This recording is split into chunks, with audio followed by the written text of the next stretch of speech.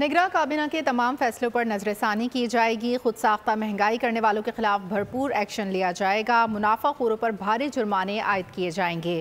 وزیر اعلیٰ سندھ سید مراد علی شاہ نے خبردار کر دیا، کہا صوبے میں مستحق خاندانوں کو 5,000 روپے امداد دی جائے گی۔ کیش اسکیم سے 44,13,584 خاندان مستفید ہوں گے۔ حکومتیں کوشش کرتی ہیں کہ اپنے لوگوں کو کوئی نہ کوئی ریلیف دی جائے، اور اس سال بھی ہم نے ایک ریلیف پیکج تیار کیا ہے۔ 44,13,584 خاندان مستفید ہوں گے، اور یہ تقریباً صوبہ سندھ کا 60% لوگ ہیں جو اس سے مستفید ہوں گے۔ 5,000 روپے پر فیملی دیا جا رہا ہے۔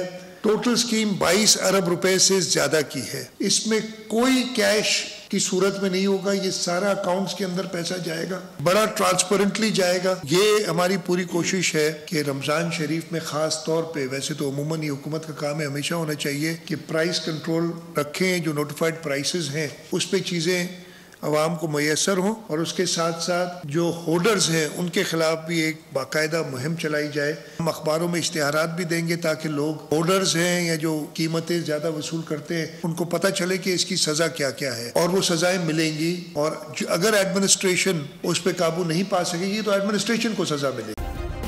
سبسکرائب کریں اور بیل دبائیں تاکہ کوئی خبر رہ نہ جائے۔